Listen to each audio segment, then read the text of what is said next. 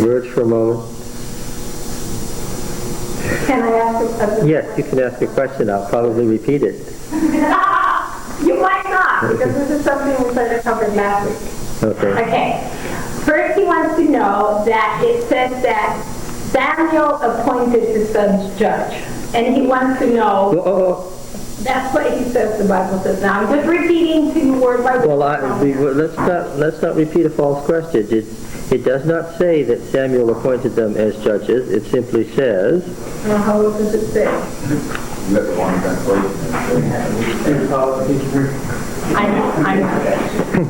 When Samuel became old, he made his sons judges over Israel, 8:1. Okay, so he made his sons judges over Israel. Now, how was that done? That's exactly what Ronnie wants to know. How was that done? Well, you answer that question for him. How was that done? I guess people chose the judges? People chose the judges. That's very good. Who were these people? Well, the assembly. The assembly, Elders. the elders, the assembly of the elders, who ran the country and had been running the country ever since the time of Joshua, and whose business it was to appoint judges. So they appointed Samuel's sons judges, and then later on they repented from doing it. I mean, they saw that it wasn't working out. No, I don't think that they did. I don't think... Then how come later on they said... Well, let's stop. Let's stop. This is very interesting. What did Israel include? When we say that the assembly of Israel appointed this or that and came to Samuel and asked for a king, who do we mean? The Northern League. The Northern League. Centered where? First, Shechem.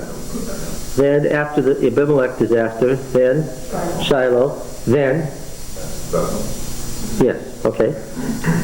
All right.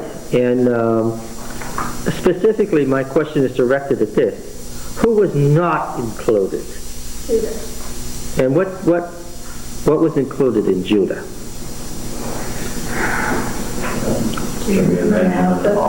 Simeon. Well, not initially. Benjamin means son of the south, right? Benjamin was what? Benjamin would be an especially inappropriate answer at this time, because what was the leading tribe asking for a king in the Northern League? Why? Okay. Which tribe was trapped between the Ammonites and the Philistines? Benjamin. Yes. Among the Benjaminite families, what family in particular was pushing for a king? Among the Benjaminite families, what family in particular was pushing for a king? This is not a tough question. Kish's family, of course. All right, now, who's included in Judah? This is going to be the setup for our next great development. If you can catch this, you'll understand why the next thing that happens. Who was not included? Well, Judah. What do we mean by Judah? We mean another league, another Hebrew league centered where? Centered where? Hebron, which means what? League city. That's why we deduced that the league was centered in Hebron. Who was included in Judah? The Kenites, absolutely. Why is that significant? Because they are the tribe of Midian from which Yahwism came. That's real important. Who else? The Kenizzites? Who else? Simeon? Yeah, part of the tribe of Manasseh was opposite Judah and was under Judah's protection. Yeah. The Calebite tribes? Okay. 6 in all, in other words. What do we have going on here? Before the time of Samuel, what do we have going on here? A rivalry of 2 leagues. Tell me about their position vis-a-vis the Philistines. Anyone? Judah just simply, they simply they were under subjection, and I guess they were fighting it. The Judean League, we have every indication, was allied to the Philistines and found it very comfortable to be allied to the Philistines. The only time that the Judahites have been seen so far, does anybody remember when that was? We've hit on the Judahites only a couple of times so far. Do you remember what those occasions were? Well, when they first went in, when Caleb asked, you mean way back then? Well, the reason that the story about Caleb is where it is to explain why the Calebite tribe had a certain prominence in the Judahite League and why the Calebite tribes had certain rights under the Davidic monarchy. We're coming to that. You don't even know why that story is there yet. I said at the time, when we get further on, it will be obvious what this is all about. It's not obvious yet. But let's go back. We've run into the Judahites only a couple of times. What were those occasions? Couple of words. Can you be specific? I can't remember. The one where they slaughtered a bunch of people. Isn't one where they was it Benjamin? They went in and stole their wives, or? No, that was entirely in the Northern League, the story you're trying to recreate from the latter part of the book of Judges. The Benjaminite War, the war with Benjamin, was conducted by the tribes of the league of which Benjamin was a part, the Northern League. That is unrelated to the Judahites. Can somebody tell me when we ran across the Judahites? Well, a couple of times. The Judahites were once hosts to Samson. Doesn't anybody remember this? And what did they do with Samson? Just as fast as they could. They turned him over to the Philistines. That's exactly right.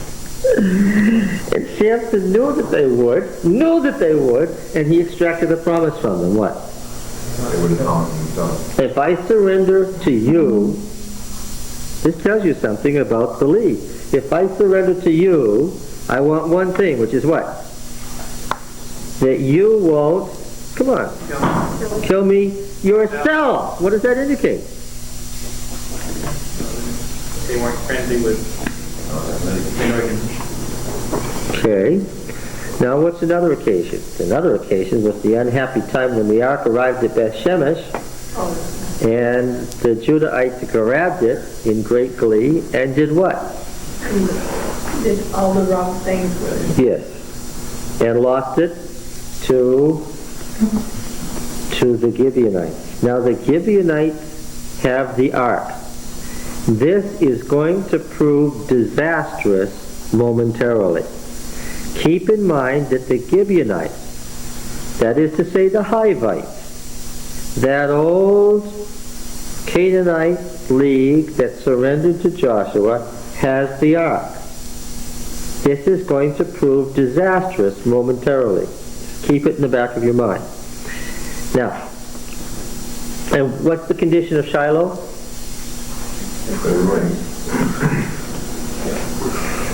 So, which priesthood has the ark? The Moshite or the Aaronite?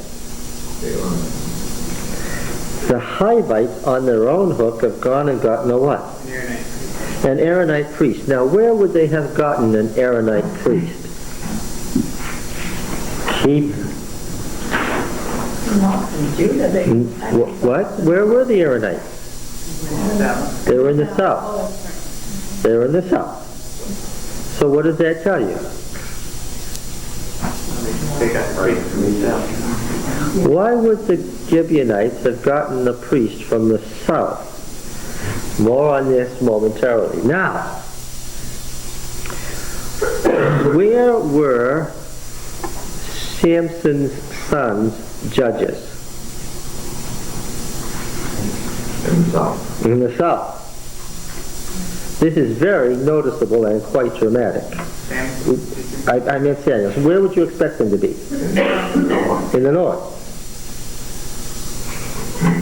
The fact that they are judges in the south would seem to indicate what? So in other words, what you're saying halfway through the answer to my question is that the ones that appointed Samuel's sons, were obviously southerners to judgeship, and the ones who are asking for kings are two different. I tell you, you are a wise woman. Nice to hear that one. Judges had to be appointed by the assembly of the elders. When we say that Samuel made his sons judges, how is that done? By virtue of what? Of His influence over the assembly of elders. yes, his influence over the assembly of elders. Now, what on earth would Samuel have to do with the south? Back in chapter 3 and verse 19. Apparently I didn't emphasize this enough. And Samuel grew, and Yahweh was with him, and let none of his words fall to the ground. And all Israel, which in the Deuteronomic history is always a sign. It always means something in particular. What does DTR 1 mean when he says all Israel? Same number as that sign. Which is what?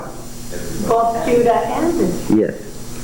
And It says from Dan to Beersheba, that doesn't include the south. it doesn't include the south? Where's your Bible atlas in your mind? Where's Beersheba? No, don't do that. Where's Beersheba? I always think of it as... No, don't tell me what you think of it. Where is it? I don't know. Give me some cities. Shechem. Give me another city. No, give me another city. Shechem. Give me another one. I went like this. Bethel. That's a good answer. Give me another city. Jerusalem. You're doing good. Give me another city. Bethlehem. Okay, so far so good. Give me another city. Oh.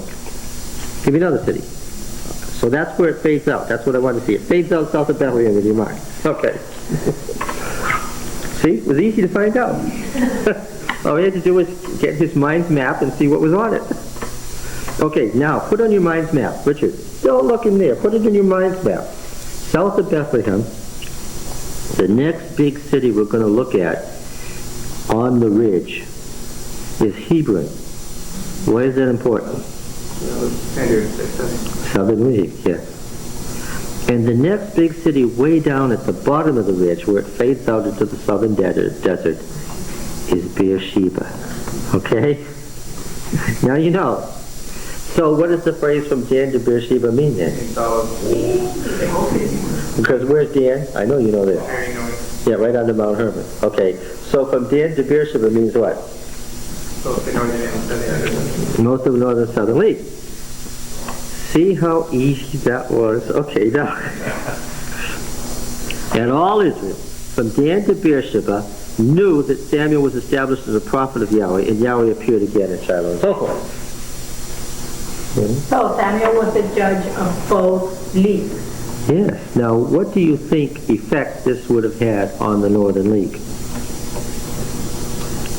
What kind of effect? Yes? Can I ask the question, why were there two leagues? I wasn't there previously.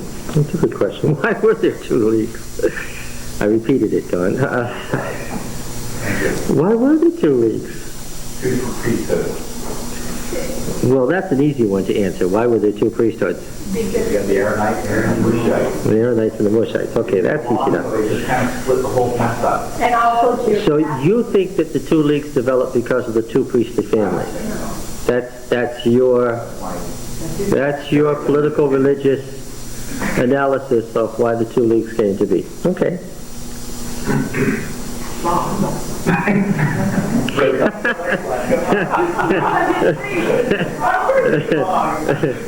Okay, well, certainly could that have been a contributing factor? Sure. Competing priesthoods? Perhaps. Centered in the north and the south? What else? The geographical thing of both places. Is there a geographical split? I mean, it's all one north-south ridge of mountains. What could possibly have divided the north from the south geographically? An east-west path. Tell you. Can you name it? Well, it's the Ajalon Pass. The first thing that Saul did was to try to drive Aijalon, A-I-J-A-L-O-N, was to try to drive the Philistines out of the east side of it, and the, what country am I trying to think of? Ammonites out of the west side, so that he could have contact with whom? The south. If you were Saul, Roy. Now you wouldn't go mad, I'm sure, if you were Saul. It would have turned out very differently. But if you had been Saul, what political goals or military goals would you have pursued? Well, you would want to control that path. Certainly you'd want to control that path. And also to control the Jezreel Valley. Want to control the Jezreel Valley, why? Because that's another east-west cut between your tribes, Manasseh, Ephraim, and Benjamin, from the northern tribes. You want to get back Asher and Naphtali and Zebulun and Issachar. You want to get those tribes back under your control. You can't do that without controlling the Jezreel Valley. Okay. So the Jezreel Valley up here, the Aijalon Pass here, is certainly something that you want to do. Now you want to get those tribes back in the north for what? What do you want them to be? I want them to be part of the league. Part of the league. You want to draw wealth from them? Do you want to draw troops from them? Yes, okay. Now, if you, at the southern end of Benjamin, if you could, by the way, right at the top where the pass meets, there's a town, it's Gibeah. So where did Saul make his capital? At Gibeah. Right? Got it? Built his fortress there for obvious reasons. What would be the purpose of controlling the east flank and the west flank of the Aijalon Valley? You don't want to cut here, separating you from what? From what? You don't want it separating you from what? The south. Then what must have Saul hoped? For united monarchy. For united monarchy. Do you suppose that he didn't want the Judean League to stay under the control of the Philistines? He did not want them to. He did not want them. Could we take it for granted that one of Saul's main goals would be to draw the Judean League under his orbit? Can everyone accept that as a primary goal of King Saul? The Judean League, of course, didn't have any king at this time. It just had overlords in the Philistines. Everybody got this? How would you go about doing that, Roy? Everybody listen carefully. What would you do? What would you do? The Judean hills are lower. They fall naturally to the coastal plain, to the Philistine cities. The relationship is much easier between the Judeans and the Philistines. What would you do?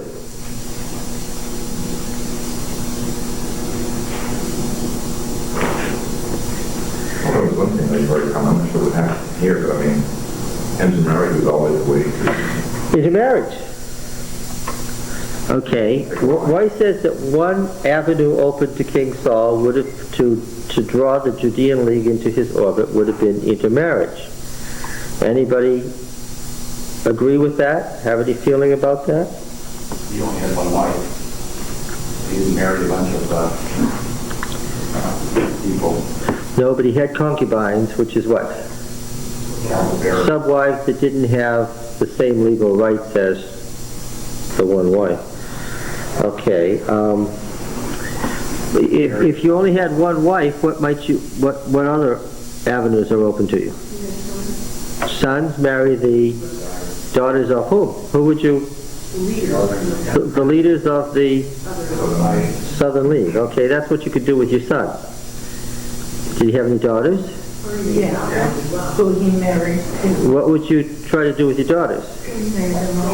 Marry them off to some of the leading families of Judah. Was that's what he did with David?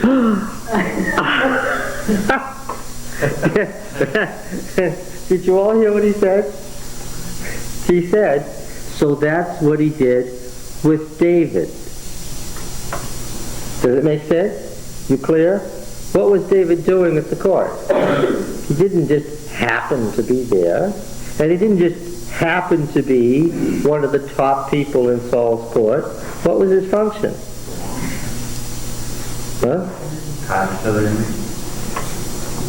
Now, where in the Southern League was David's family from? Which is what part of it? Northern part of it. The northern part of the Southern League. If you were Saul and you were making your inroads, where would you begin? The part that's closest to you. Okay, so he takes this ruling family of the northern part of the league and what? Brings the sons and marries them off, and obviously among the sons, what would you look for? Well, if I was going to marry one of my daughters to one of Jesse's sons, which one would I be looking for? No, I wouldn't look for the firstborn. I'd look for what?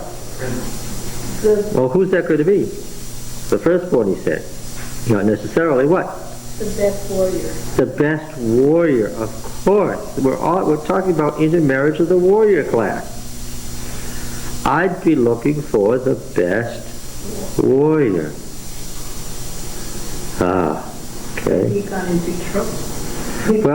Well, now all sorts of disasters can occur in politics. All we're talking about now is what? What the plan was. Yes. We're not talking about how it worked out. We're talking about the plan. This is a double plan throughout all nations here at the time.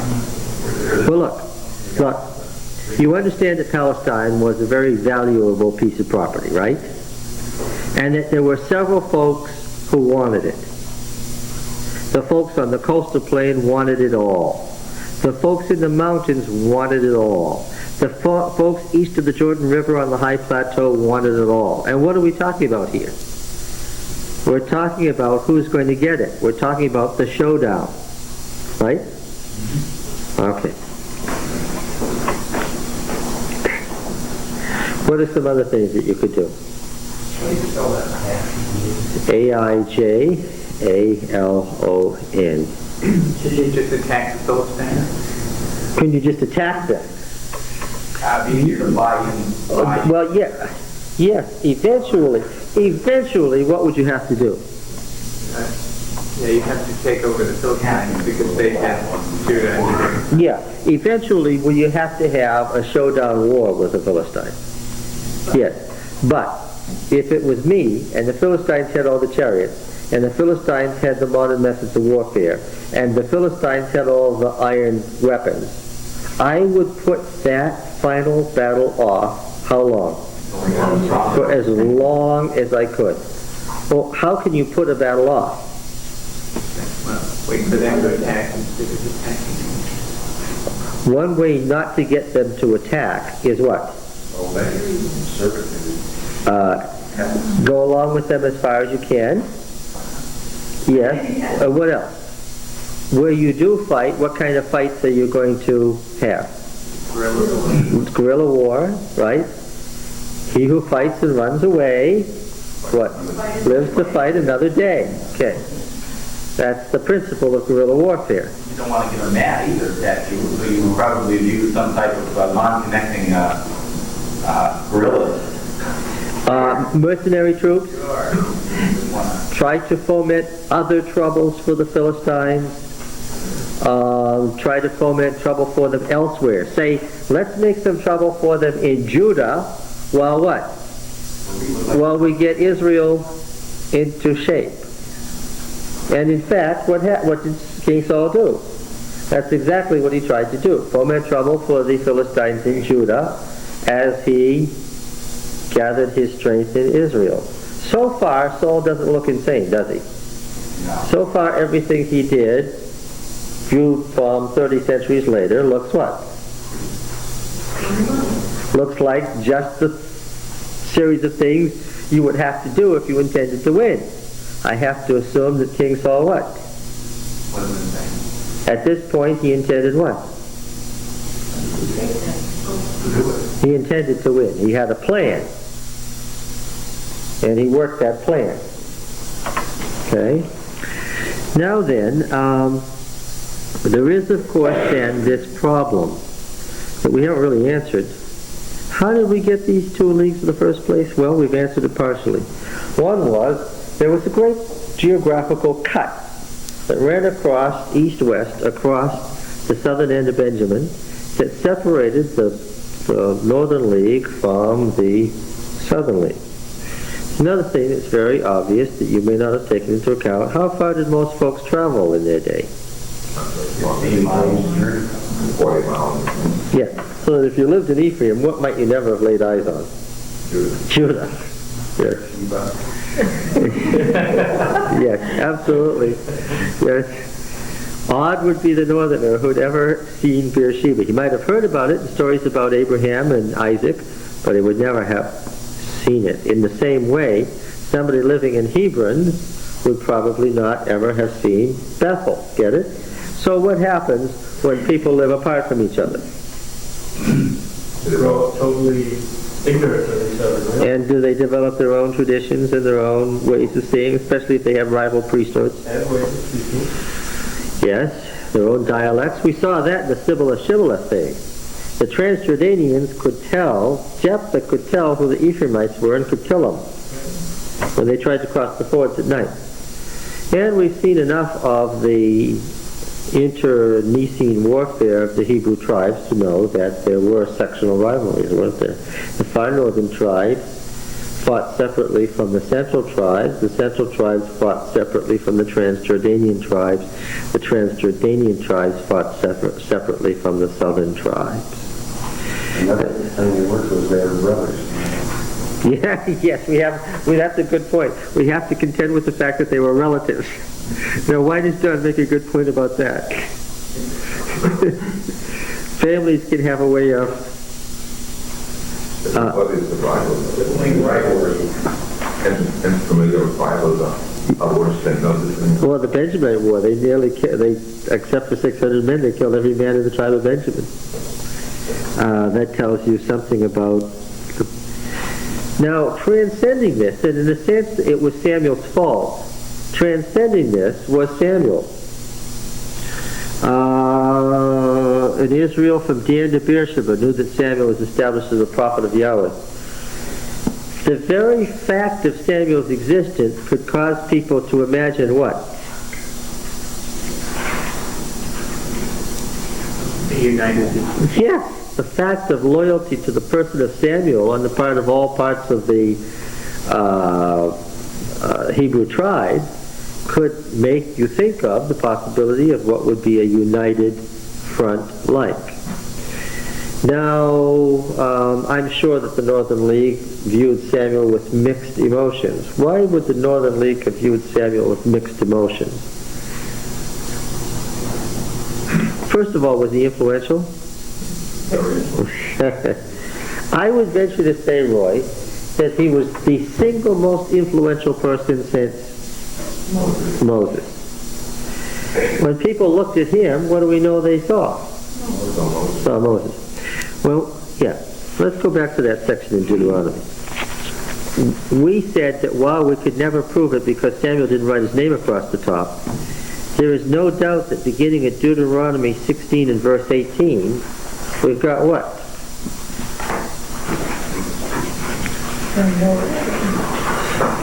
Who do we have here? Why do we think it's Samuel? He's the only one that could have done it because this came about because of when they asked for a king, and then he said he was going to write the... Well, it is the law of the king. You don't get to the king business until you get to 1714, but how do you know the rest of it goes with it? Well, you can't have a national judgeship, and you can't have a Supreme Court with a national judge, and you can't have a single high priest without what? There's no such thing as a national court without what? A nation. Isn't that obvious? You can't have a Supreme Court unless you have what? A nation, not a bunch of competing tribes. What did the American leaders find through 13 years of desperate struggle. What doesn't work? Yeah. A federation, it only took them 13 years to figure out what took Israel 200 years to figure out. That's what? A loose federation of competing petty states, what? Yeah. What we have here with a national judgeship followed by a Supreme Court, followed by a monarch who can't do all sorts of things that mean essentially the monarch is the president, followed by a national priesthood made up of the entire tribe of Levi. What we have here is a prescription for what kind of a government?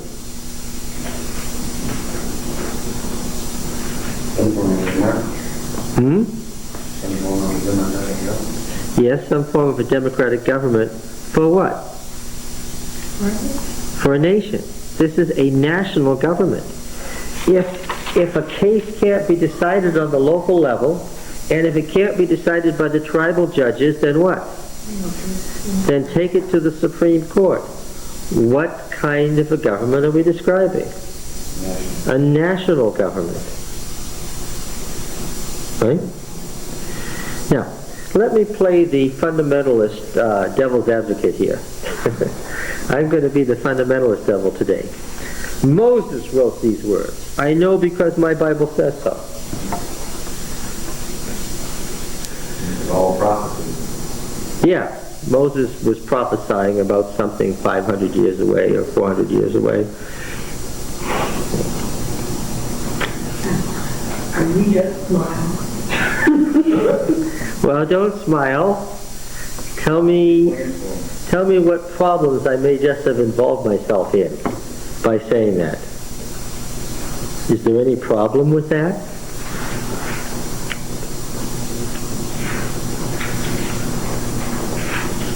Moses on the plains of Moab spoke his last address to Israel, and in that address he set up a law code, and in the law code he prophesied a nation state. The problem manifests itself this week. What's that?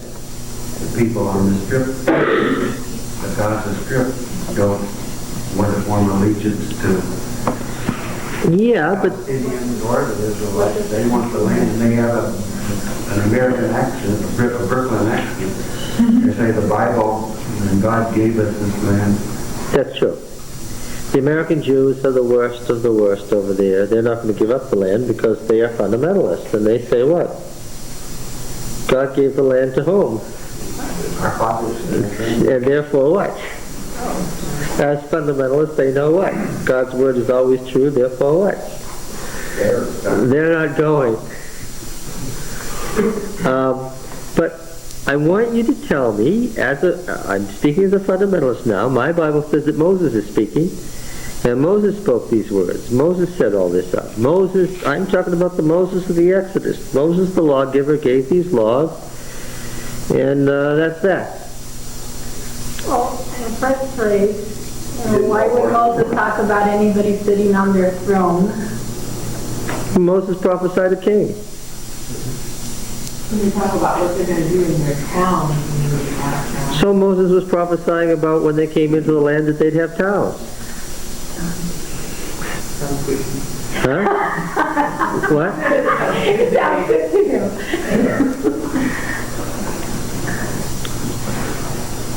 Is there any difficulty with this? Other than the obvious fact that every single sentence refers to the time of Samuel, what difficulty do I involve myself in saying Moses wrote this? He wasn't there at the time. Well, it's true that Moses wasn't there at the time that all these became issues, but let's just say that Moses prophesied it. God gave Moses the light to tell him all about something that was going to happen, a crisis that was going to happen 400 years ahead. Yeah, but what examples in the Bible do we have of prophecies being that detailed? A prophecy is being that detailed that far in advance. I can't think of any. Oh, this example right here. Well, okay, this is it.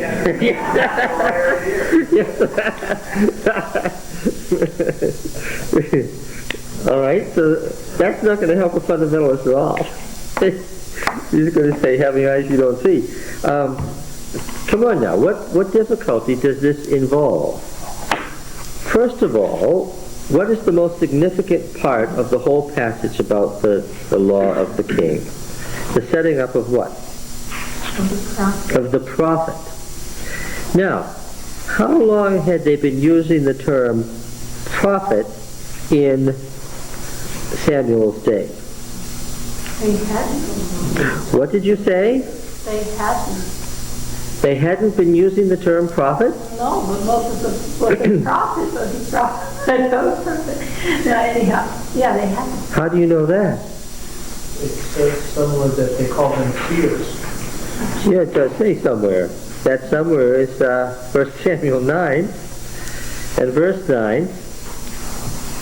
Formerly in Israel, when a man went to inquire of God, he said, "Come, let us go to the seer. For he who is now called a prophet was formerly called a seer."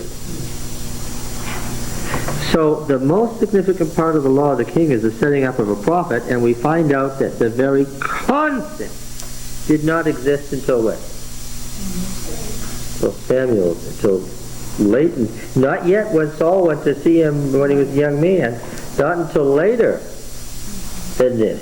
Okay. Wouldn't the fundamentalists say Moses used that word right here in Deuteronomy? And then nobody else thought to ever use it again for 400 years. Yeah.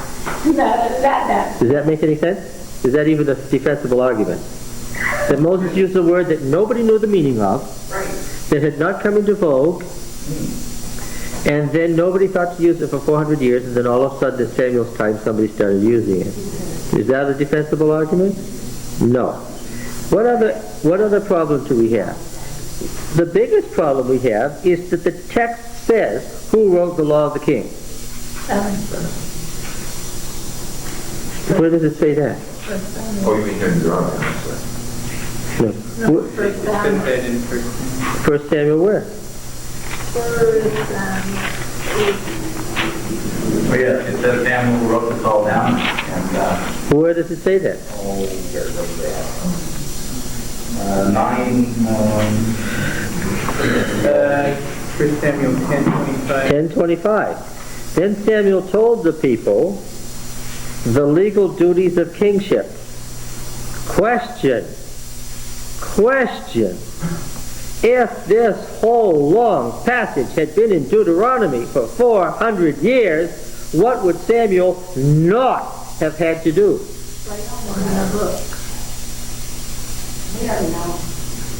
Right? Not only could you have not written down the legal duties of kingship, why? Yes. And in fact, the whole argument about wanting a king and Samuel's incredible reaction to it is impossible if what? If this was in Deuteronomy for 400 years, then what would have Samuel's reaction been? Oh, okay. just read the law, it's there already. Yeah, okay. Go ahead. Do your thing, get your king. You know, it's back in Deuteronomy, it's in the 17th chapter. He would have had a little trouble with that because there wouldn't have been any chapters, but he would have said it's about 2/3 of the way through the scroll. Right? In addition, there's other major problems that nobody's brought up to me yet. They're all fundamentalists. They're trying to... I'm being the fundamentalist. I want you to tell me what? Well, you trained it so well, John, I don't think it's fundamental. Well, but I'm being the fundamentalist now. You've got to tell me what the problems are. One of the amazing things that I pointed out to you was Deuteronomy 18. What happens in Deuteronomy 18 that is a fundamental, astounding change? We'll have to establish the work anymore. The Levitical priesthood. Yeah, well, he chose the part for the whole. It's not the stabbing with the fork that's important. It's what? It's the whole concept of priesthood. Who's a priest? Oh, yes. Who's the priest? All the Levites. All the Levites. Now I know, because I already read Exodus, and I already read Leviticus, and I already read Numbers, brothers and sisters, that Moses set up a priesthood. And who was it? It was Aaron and his son. And I also know, because I read it, brothers and sisters, what? That the Levites are what?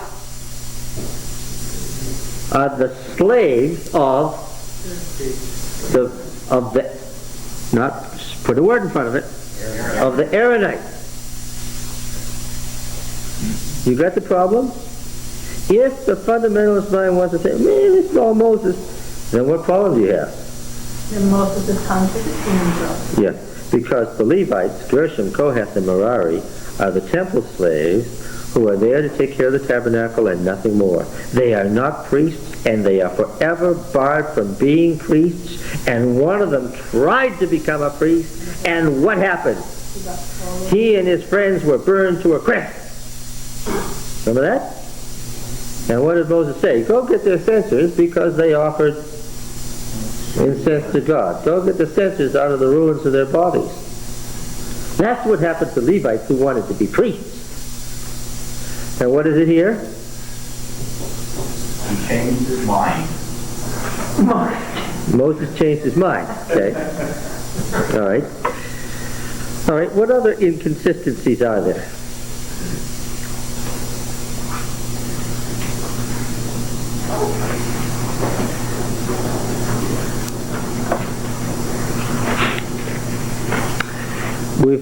We've pointed out that the office of prophet is an impossibility. Why?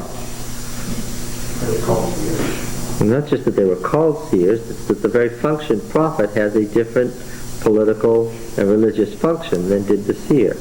Okay? Prophet is a servant of the Lord. Well, he's the messenger of the Lord. The functions of Moses are here differentiated. Moses couldn't have been Moses under this system.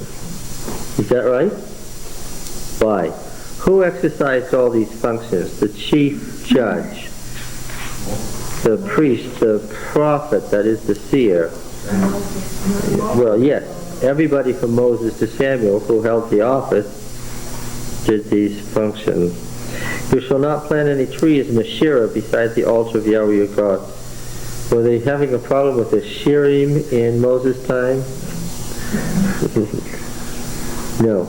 This is manifestly a problem of what? Yes, of a, well, it's Moses prophesying that. All right. What about the worship of sun, moon, and stars? When is that from? That's the time of Assyria. We have a sentence there from a much later time. Now, I have a question. The wording here is about not going to the right hand or to the left. All the standard Deuteronomic terminology is there. What can we say about Samuel then?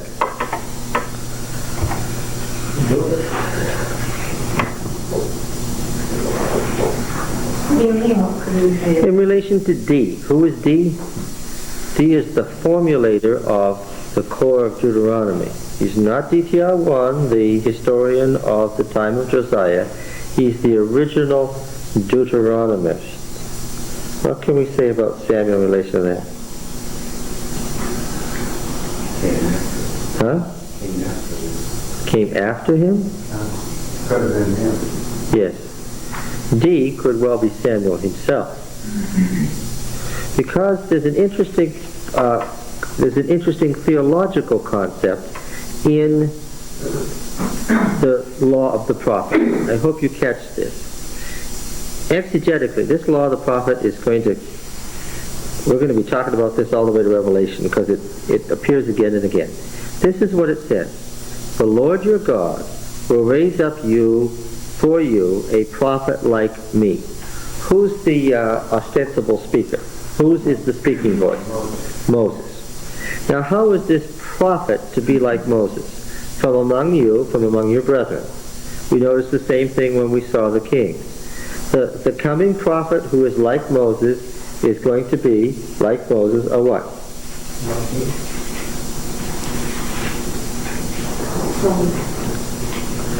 It's going to be what? It's going to be a priest, you would guess. What was Moses? He was one of the two original priests. The interior tabernacle and the exterior tabernacle. We've gotten used to this now. Who was the minister of the interior tabernacle? Aaron. Who was the minister of the exterior tabernacle? Moses. Oh, we go. Boy, we've got this down now. We've got 2 tents of meeting functioning, right? Now, it would not be a surprise if this person came from what family? The family of Moses. But Samuel isn't. Samuel isn't? No, that's what I was thinking about all week. Samuel is from the, he's not a Mushite. He's from the other side. Isn't he? He's from Ephraim. He's an Ephraimite? And that's from the other side. And I think so he's not a Mushite. And if he's a Deuteronomist, then I was going to ask you, this is very interesting. Of course, well, right. First Chronicles 6, Elkanah was the Kohathite. Which is from the south. Well, that's the Mushite. well, wait a minute. The north is the Mushite. The north is the Mushite, right? The south And where's Elkanah from? from the south. Elkanah's from the south? Where's Ephraim? Ephraim was the leading tribe of the north the last time. Never mind. Yes. Okay. Yes. All right. Never mind. Yes. The sons of Kohath, Amram. Yes. The point is that Amram, the father of Moses, is of the Kohathites. This is the family of Moses. Right? Okay. Gershom, Kohath, and Merari were the 3 sons of Levi, according to the chronicler. And of those, the family of Amram is of this Kohathite family, of which Samuel is a descendant. Eli, what was Eli doing in the south? In the north then? Let me get this straight. Then Eli was a descendant of Aaron, right? No. He was also Lucian? Yes. Never mind. I guess this week my brain has You know that because who is Eli's descendant? Which of David's high priests is descended from Eli? Zadok or Abiathar? What does Abiathar mean? Aviezer? My father is Jethro? Okay. All right. Yes. So, all we're talking about between Samuel and Eli is second cousins. Okay. All right.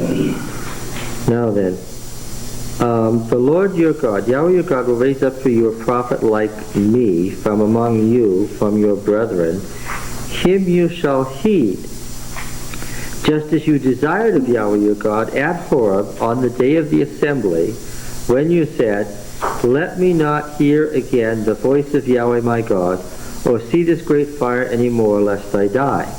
And Yahweh said to me, they have rightly said all that they have spoken. I will raise up for them a prophet like you from among their brethren, and I will put my words in his mouth, and he shall speak to them all that I have commanded him. And whoever will not give heed to my words which he shall speak in my name, I myself will require it of him. What will the prophet like Moses speak?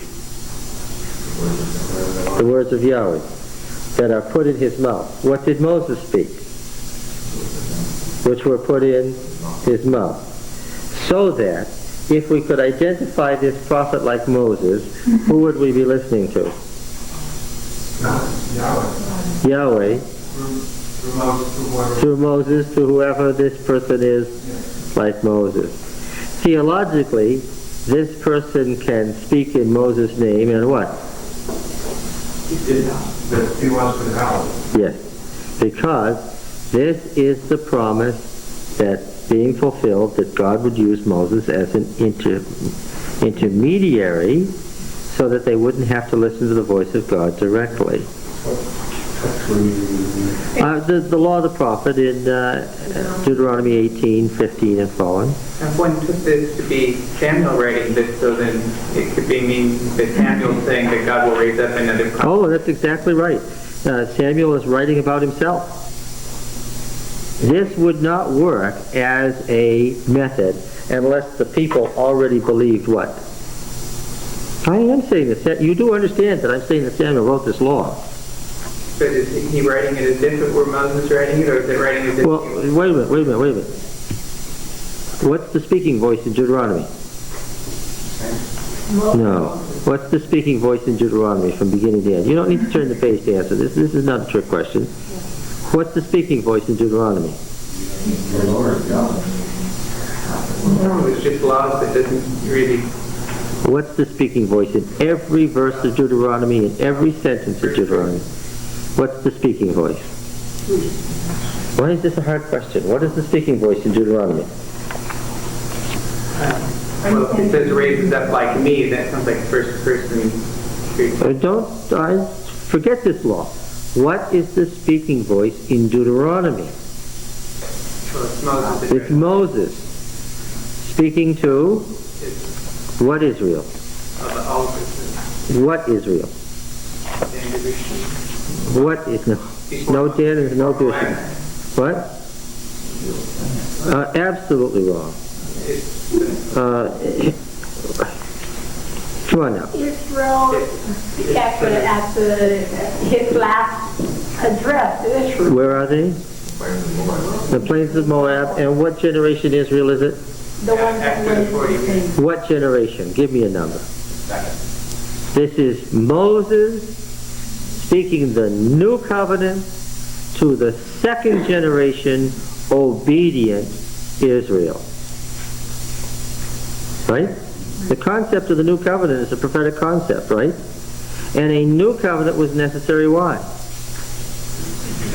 What was the old covenant then?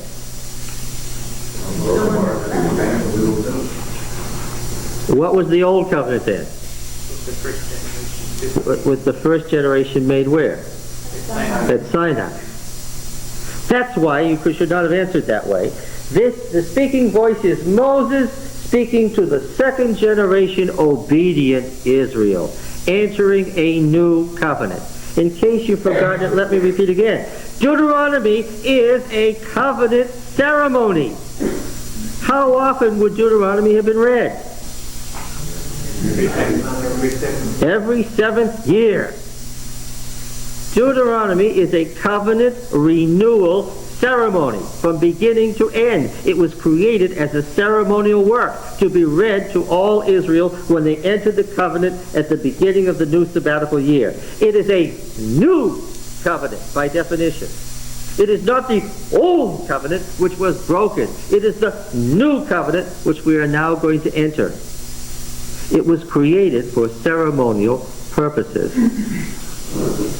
And there's very little doubt in my mind who created it. Who created it? Samuel created it. For what purpose? For covenant renewal ceremony. And whose voice does he speak with? Moses' voice. This could not have happened except that the people saw Samuel as what?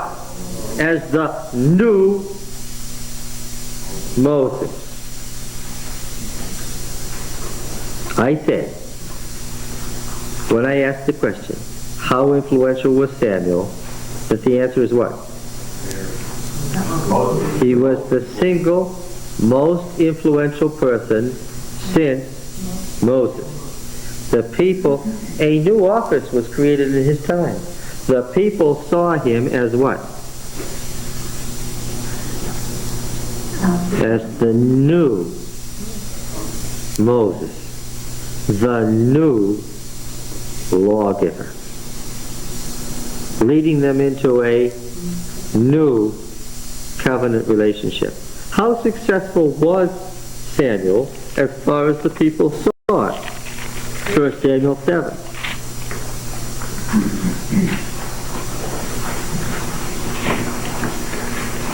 What does Samuel ask them to do? 1 Samuel 7:3. Samuel said to all the house of Israel. For one thing, Samuel's the first person to speak to whom? To all of Israel, which immediately places him in a different category than Samson or Gideon or Jephthah. Joshua, wasn't he speaking to all? No. What did Joshua do? He dismissed the tribes as soon as the initial war was gone so that they could go back over there. He made one thrust to the south, and then what did he do? He sent the southern tribes to do what? Go to do their thing. One thrust to the north, and what did he do? He sent the northern tribes to do what? Go do their thing. Don't we imagine, though, at the covenant renewal ceremony, like in Joshua 24, that was all Israel gathered? And who created that covenant ceremony? Is that a record of what Joshua said? You're reading all sorts of things. Were you here with us in this class?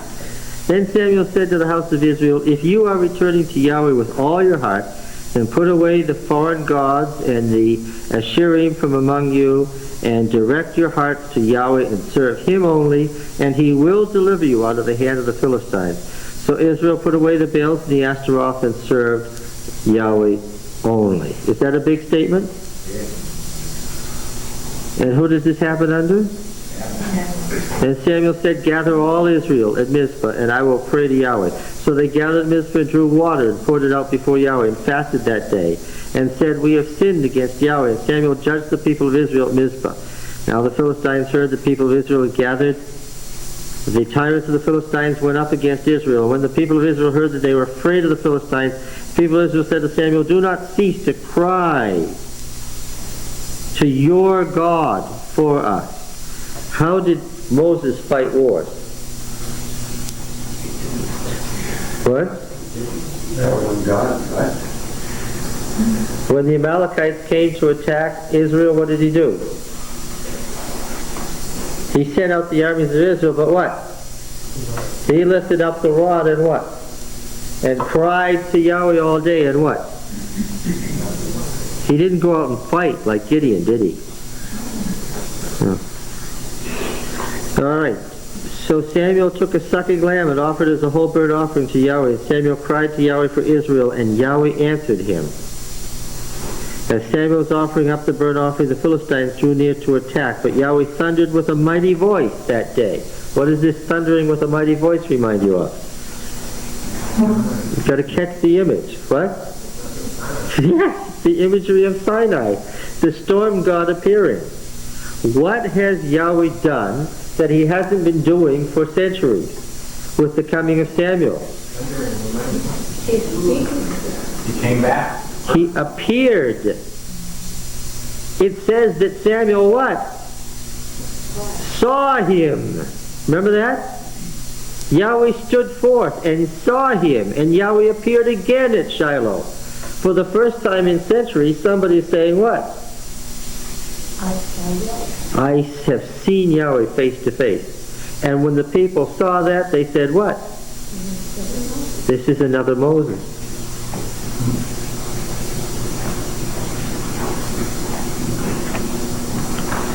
You see, Samuel could not have written in with Moses' speaking voice unless the people already believed what? That he had a right to such a speaking voice. They would have said to him, this is a nice covenant ceremony written here, fellow, but you plagiarized. You're trying to pretend you're Moses. Don't publish this book and pretend Moses said this. You just said this yesterday. You just wrote this down. Who do you think you are? But what? The people would have thought what? Moses didn't do it as he wanted. Yeah. And They understood this to be that I'm going to make a statement and see if it sounds familiar. Similarity of appearance equals similarity of essence. You've heard that before? Or did you just make that up, Lucy? Yes. If it walks like Moses and talks like Moses, if it thunders like Moses, then it destroys the pagan enemies like Moses. And if it enters a new covenant like Moses and it sees Yahweh like Moses, then what? That's a Moses. You can tell that. But would they have thought that in Deuteronomy that this was what the Moses at the plains of Moab said, or would they understand that this? Of course they would have. Why? Because that's what Samuel told them. Yeah, that's right. If the new Moses says this is what Moses said, then what? Then that's what Moses said. You're sort of implying that that's not really what Moses said. So it's really I don't know what the real Moses said in the last days of his life, but I know what the real Samuel said, and that is, this is the law of the king. And a lot of other things. Because it so happens that this law of the king fits with the rest of the Deuteronomic code. You can't have those national death penalties unless what? Unless you've got the national judgeship and the national court. The whole thing comes as a unit. It's all a single piece, yes. At what point in time they start using verse 18 and 18 of Deuteronomy in reference to Christ? Oh, well, now let's see. Yeah, we're talking about the 11th century BC. We've got 11 centuries to talk about that. That's a long way off. Because for one reason, the reason that nobody said the Christ is, what concept is there of the Christ at this point? None. Yes. The Christ is the concept of an idealized king that comes late in the monarchy with the late classical prophets. We haven't, that's centuries away. All right. And what does it say? So, now, there were doubtless, Roy, a long series of stories about the career of Samuel. I mean, everything about him could have filled books as big as Exodus, Leviticus, and Numbers. It's down to one paragraph. Very abbreviated. Yes, 7:12. I want to ask you why Jeremiah, if indeed it be Jeremiah, why did DTR 1 summarize Samuel in a paragraph?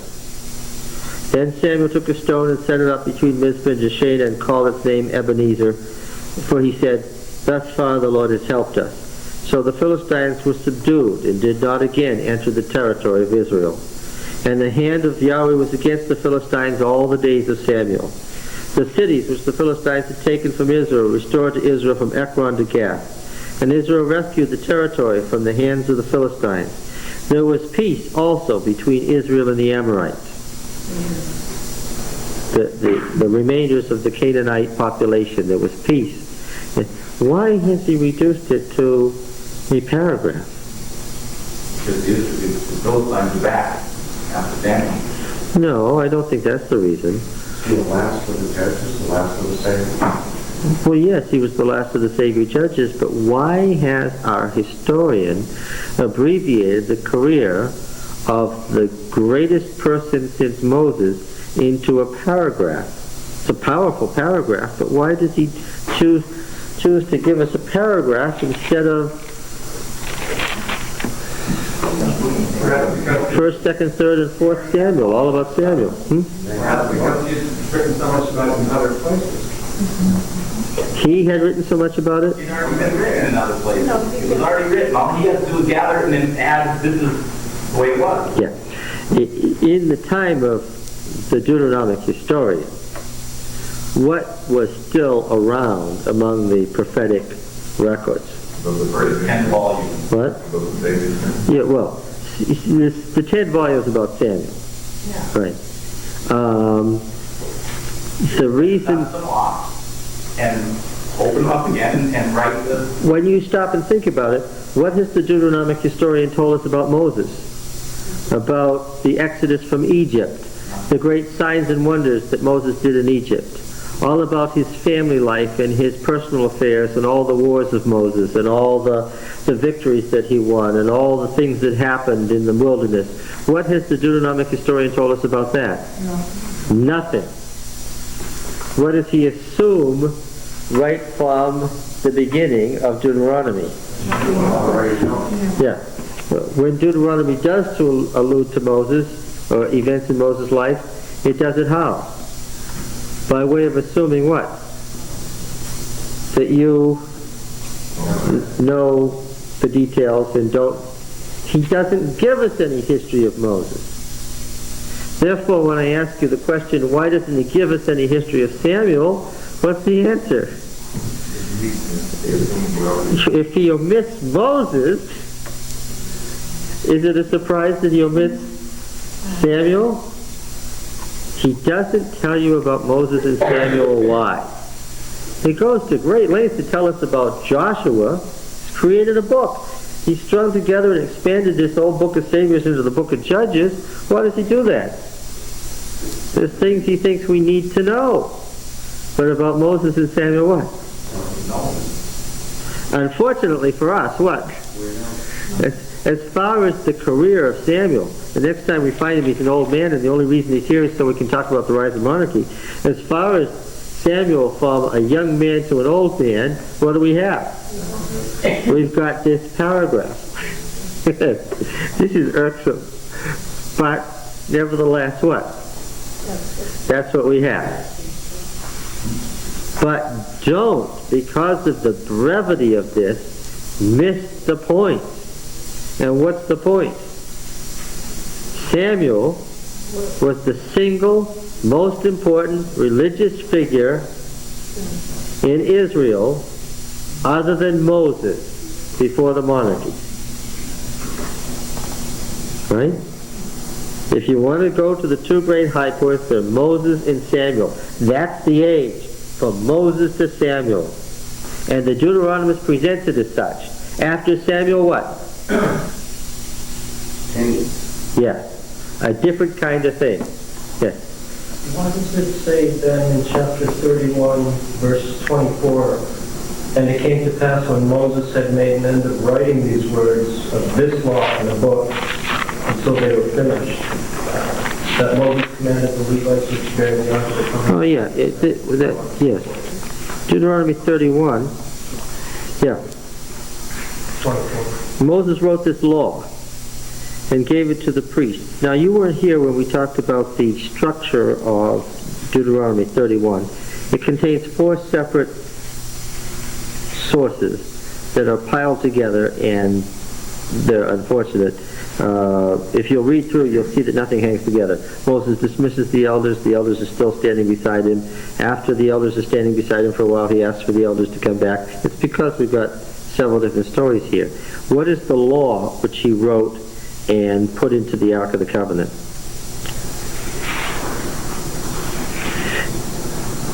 What's going on here? What is he about to do? The civil law, isn't it? No. First of all, this is a narrative about an historical event in the life of Moses.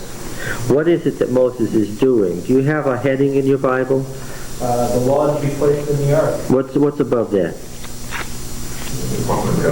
The appointment of Joshua.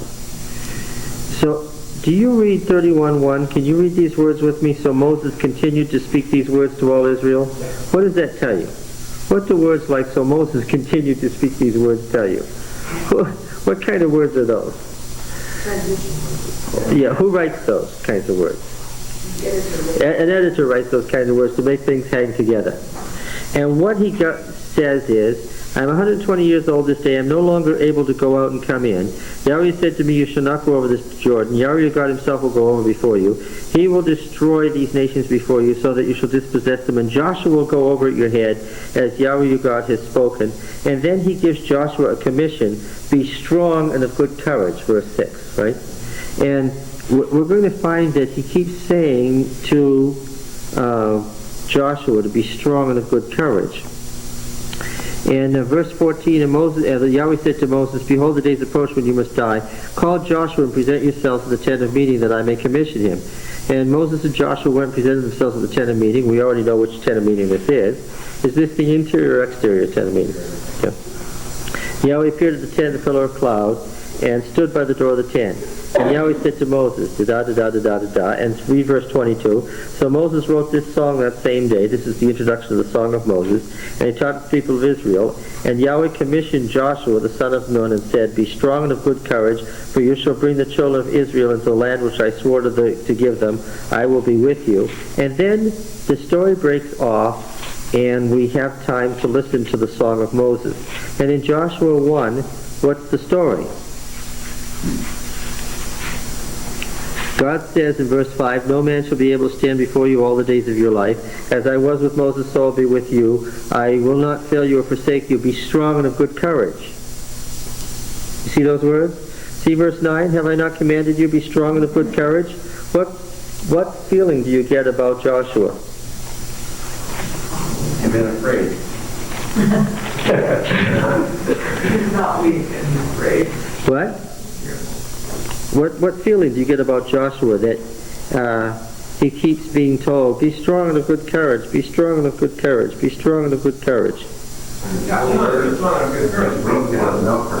Yes, yes. And when did he get courageous? Do you remember?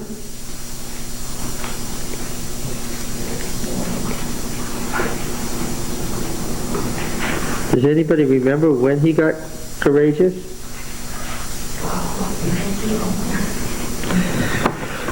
He got courageous after the success that even the tribe said to tell him, be strong and courageous, don't be afraid, go ahead and cross the Jordan. It was after they conquered that he was strong and courageous. I want you to understand that we have a little narrative unit here. First, there's a story about Moses saying he put the law in the ark and he commissioned Joshua, and this is what he said. And the story goes right on into Joshua, but it's broken up now by other stuff. But the beginning of the story isn't here. The beginning of the story is in Deuteronomy 3. And let's read it. Deuteronomy 3. And here's what it says in verse 23. See, you don't know that it's all broken apart because you don't have the whole picture here. And I besought, this is Moses speaking, Yahweh at that time saying, O Yahweh Elohim, thou hast only begun to show thy servant thy greatness and thy mighty hand. For what God is there in heaven or on earth who can do such works and mighty acts as thine? Let me go over, I pray, and see the good land beyond the Jordan, that goodly hill country in Lebanon. But Yahweh was angry with me on your account, and would not hearken to me. And Yahweh said to me, Let it suffice you, speak no more to me of this matter. This is one of the many places where Deuteronomy disagrees with the other picture of Moses in P. In P, why doesn't Moses get to go over? Because he's done something wrong. Why doesn't he get to go over in Deuteronomy in D? Because the people have done something wrong, and Moses is their sin bearer. Okay? And we'll come back to the concept of the sin bearer later. Obviously, then the prophet like Moses will probably do what? Listen carefully. Then the prophet like Moses will probably do what? He'll probably bear sins. So the one coming like Moses is probably going to be a sin bearer. You getting the beginning of the picture, Pete? Yeah.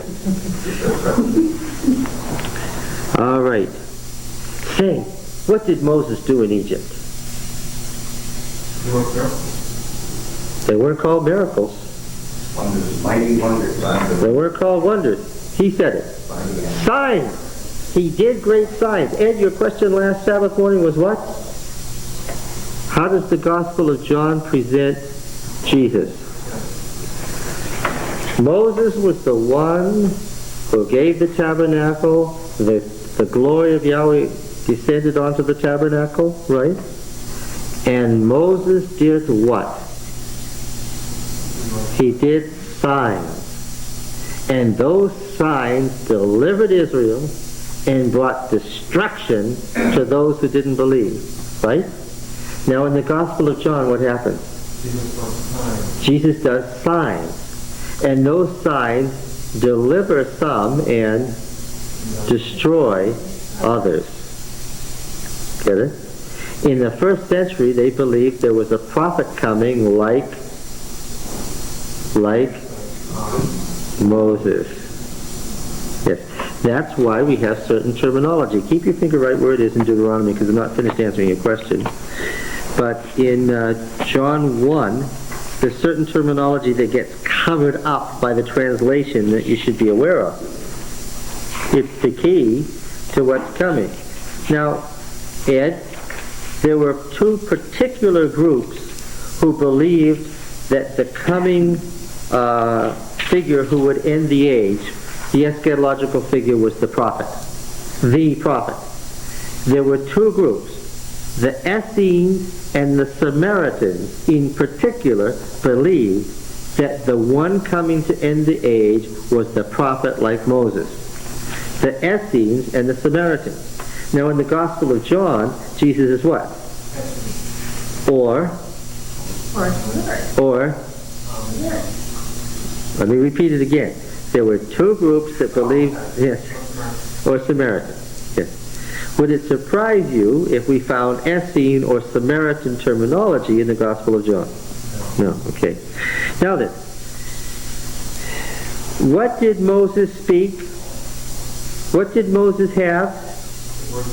The words of God. And it won't surprise you a whole lot that in the Septuagint, what word is that he'll have my word in him? The same word as in John 1? Yes, of course.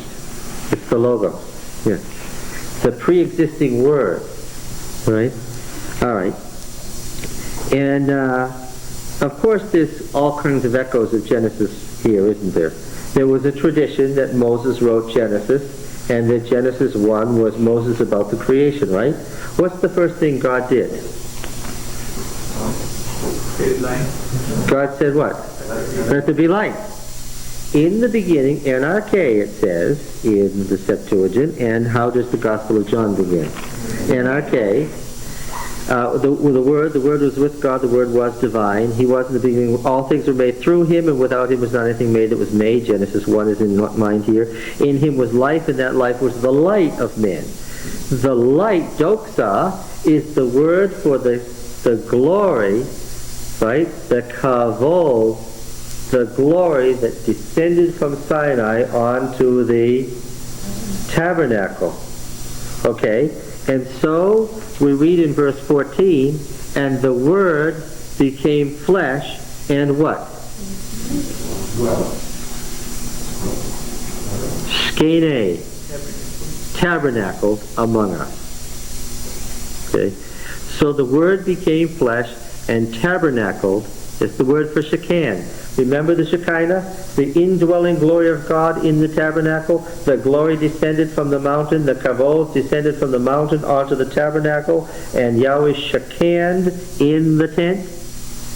Yes. And the Word became flesh and tabernacled among us, full of grace and truth. These two words are the words for chesed. Remember this word that I brought up to you again and again? Chesed, covenant, faithfulness, and emet, truth, faithfulness. When you hear that Yahweh is faithful in the Old Testament, that's emet from amen, the verb, amen. We say amen.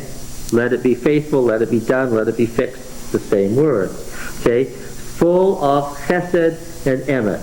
Full of covenant, faithfulness, and fixity or reliability. Okay? So here he's dragging together all these covenant terms.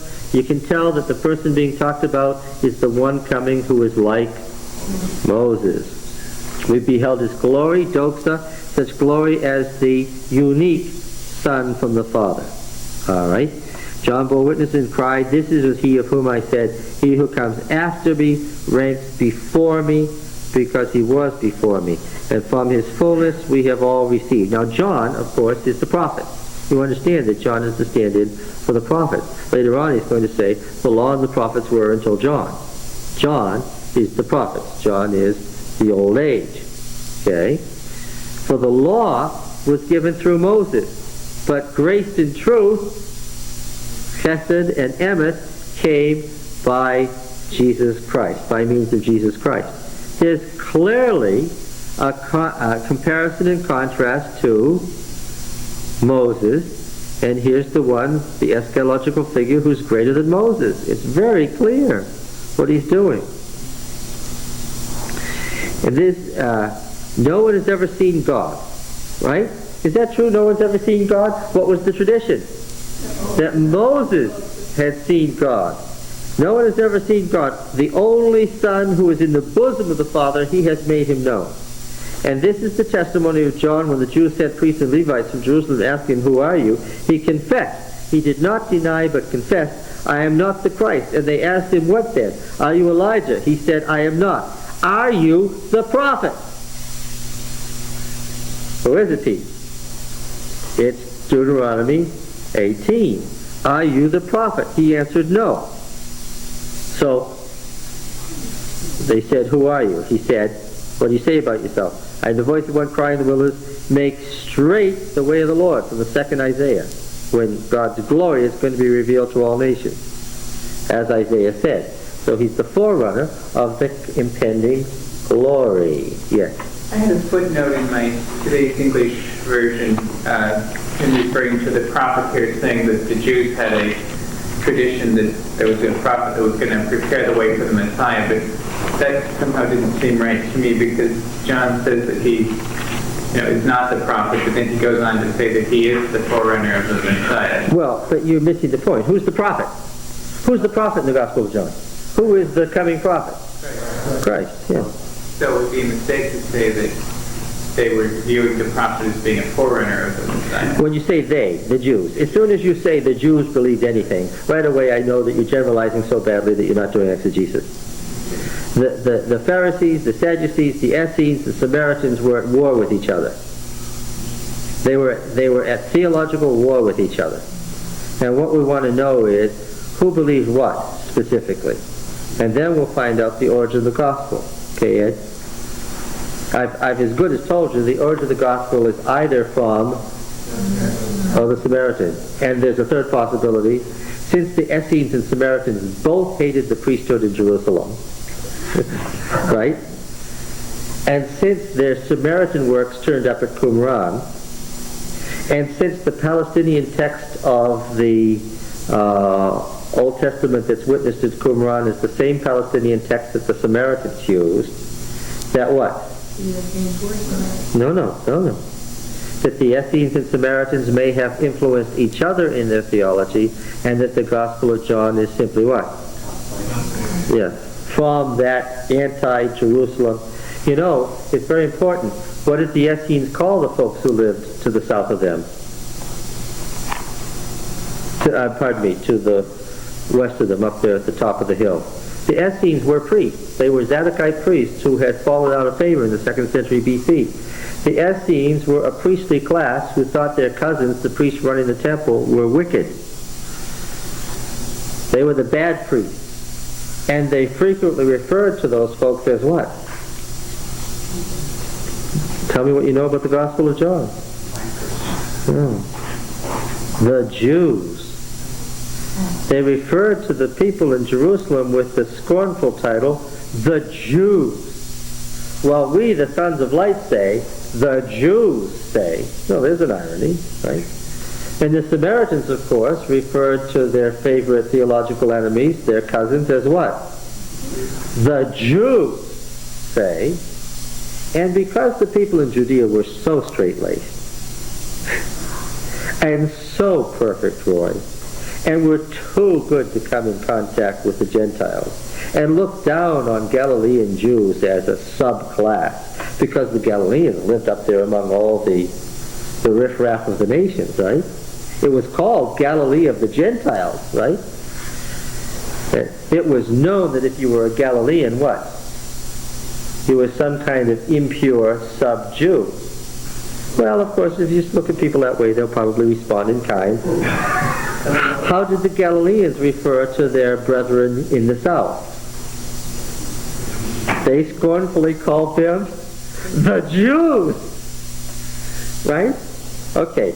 The Galileans called the Jews, the straight-laced Judeans, the Jews. The Essenes called them the Jews. The Samaritans called them the Jews.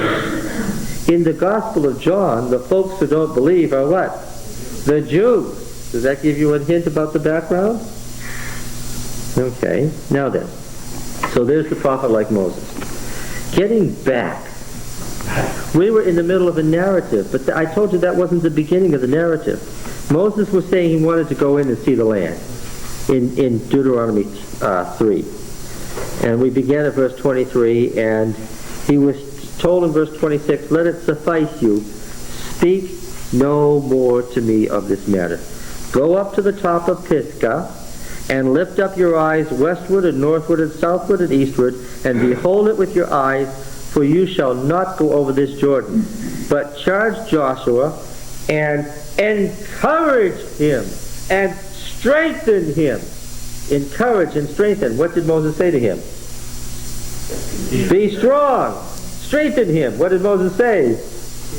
And be of good courage. Where's the rest of the story? It's broken apart now, but where's the rest of the story? For he shall go over to at the head of this people and shall put them in possession of the land which you shall see.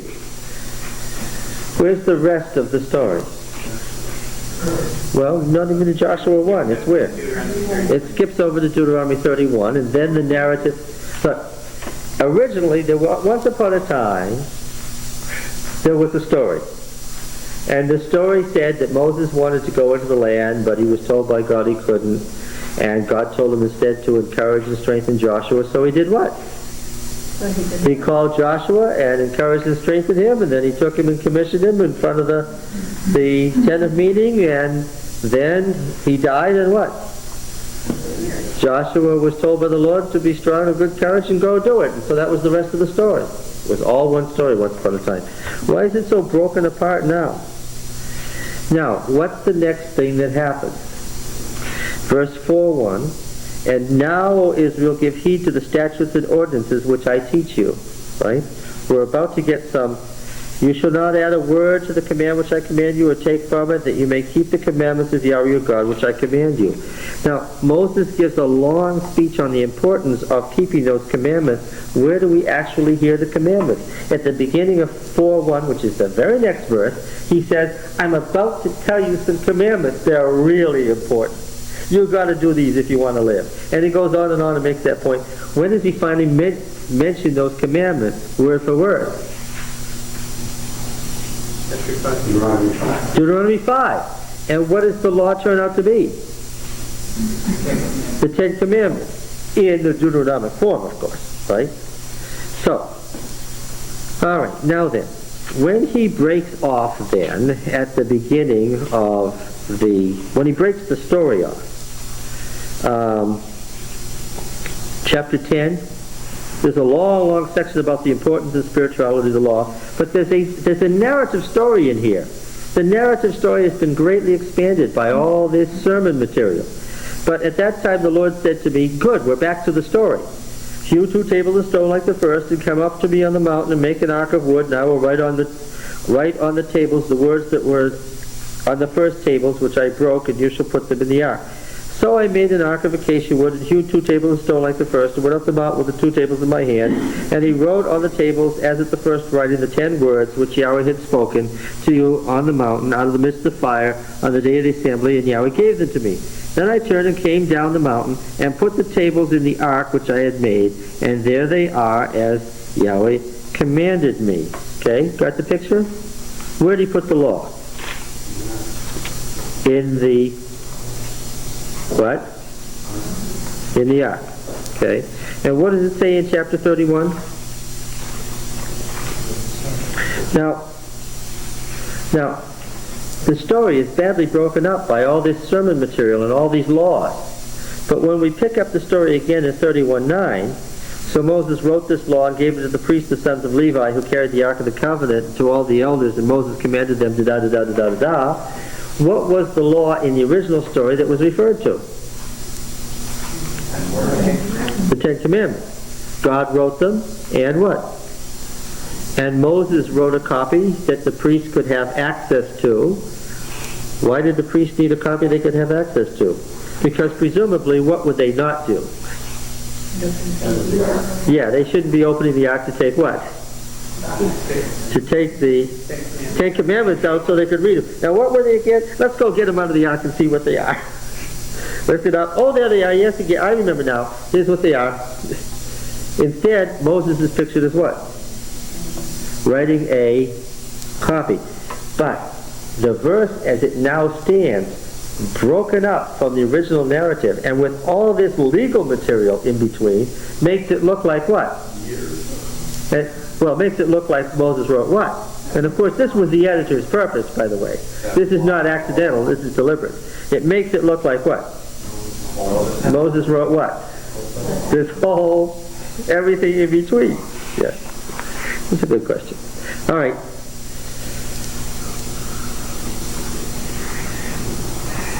If I say that Moses wrote this law of the King of Deuteronomy, I involve myself in hopeless contradiction with what?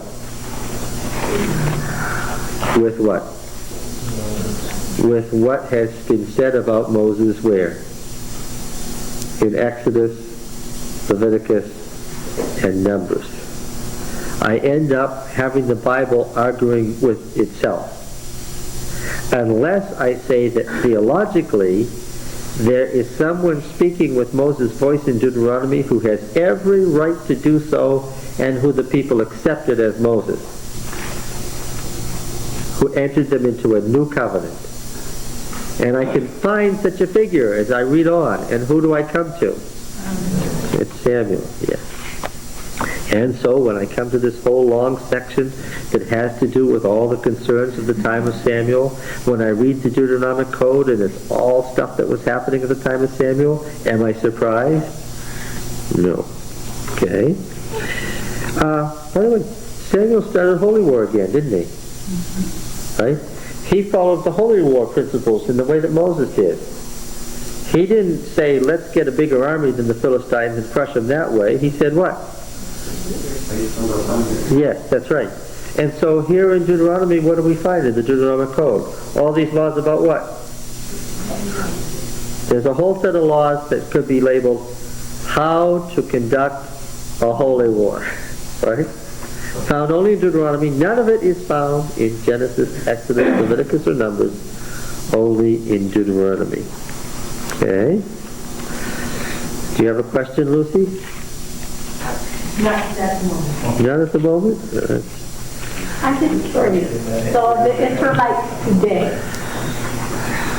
are they're mostly sort of fundamentalists, so they're Aaronites in a sense, not Lucian. Well, most Jews are nothing today as far as religion. But there is at the center of Judaism a fanatical core of fundamentalists who believe what? Messiah is coming, yes. And what will he do? Where? In Jerusalem. Or what will he build there? The temple. And this accords with good fundamentalist theology in Catholicism and Protestantism too, doesn't it? Right? Because in dispensationalism we're expecting an earthly kingdom with the setting up of a good Jewish kingdom in Jerusalem with the reestablishment of the temple and so forth. There's a whole temple society. You can contribute today to the funds to rebuild the temple. It has millions of dollars in it. They're sitting there waiting for the right events to occur so that the temple can be rebuilt. Okay, now, we talked about the incredible situation that Israel found itself in that drove it to request a king. Right? Can you repeat some of those things? The Philistines, yeah, which had become an incredible crisis.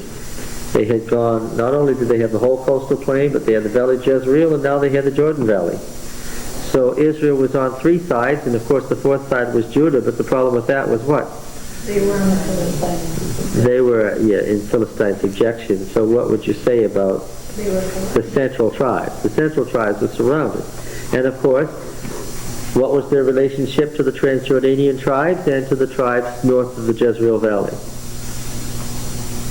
The central tribes were what? Were cut off. I thought we just read that the Philistines were no problem on the way Oh, you understand that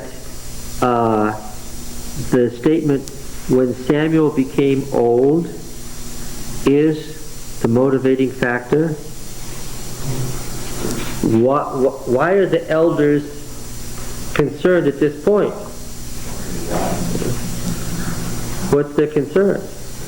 They left after him. If their success has been through Samuel's mediation as mediator of the covenant, and he's old and ready to die, then what's impending? We're in trouble. We need somebody else. Well, what about the sons? They're over there with Jesus. They were, yes, and that's exactly the point. They were doubtless viewed as traitors. Samuel had put them where? And Samuel had done this deliberately. I hope you catch that. Samuel had put the sons in the other league, at the far end, in the far south. He had obviously Samuel was shoring up his own power, and also what? Keeping his sons far away from the northern league. I told you that the same sons turn up in David's court, and the grandsons, Heman becomes the great officiant who runs the temple service in Solomon's day. And we got a slew of psalms with his name on them in our Bible, right? Heman. He's the grandson of Samuel. So there's quite a political background to this. All right. And what's their complaint?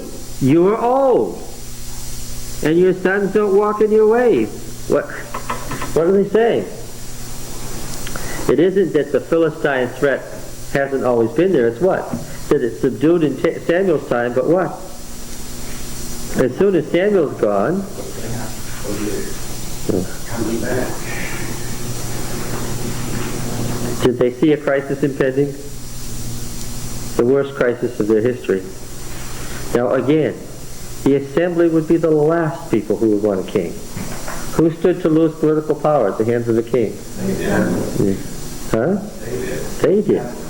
The assembly, yes. Then Samuel just sat down, figured this whole thing out, oh, this is the perfect thing to go for. Well, here's what he did. At first he said no, but then he sent them away. Go every man to his own city, right? And then it's picked up in 10:17 where he calls them back. And when he calls them back, they cast lots and they choose the king. And it's Saul the son of Kish the Benjaminite, of the Benjaminite family that is the farthest family west. The family, the warrior class family that faces the Philistines. Yes. Of all, as I said before, of all the tribes of Israel, if the lot hadn't fallen on Benjamin, I would have asked the Lord if he had made a mistake and maybe we should cast the lots again. And I would have cast them and kept casting them until the Lord saw fit to make the tribe of Benjamin the one where the king was coming from. Why? Yeah, absolutely. And of all the warrior class families in Benjamin, which one gets the kingship? The one for whom it is the greatest crisis, the one that is looking down the age-long path at what? At the Philistines, yes. One's going to do something right away. The family that is most likely to see this as a crisis and to have thought about what to do about it, and the one most likely to say, yes, this is what we need to do. Right? There's no surprise at where the lot fell. And then it says in 25, now months have passed. What does it say in verse 25? After they've got the king and they said, long live the king, then Samuel told the people the legal rights of kingship and wrote them in a book and laid it up before the Lord, which is where Moses is said to have laid up the law. So he didn't leave him high and dry. He set up the great system for him. He set up the original separation of powers system. That's right. where he had an executive branch, a legislative, a judicial, a priesthood that was separate from all the rest, and above and over all was what? No, not a priest, a prophet. So there was separation of state and church. Yes, he separated out, which of course there wouldn't have been. Before, the taxes were going directly to support the sanctuary, right? That's what Leviticus says. But now the taxes are going to the king.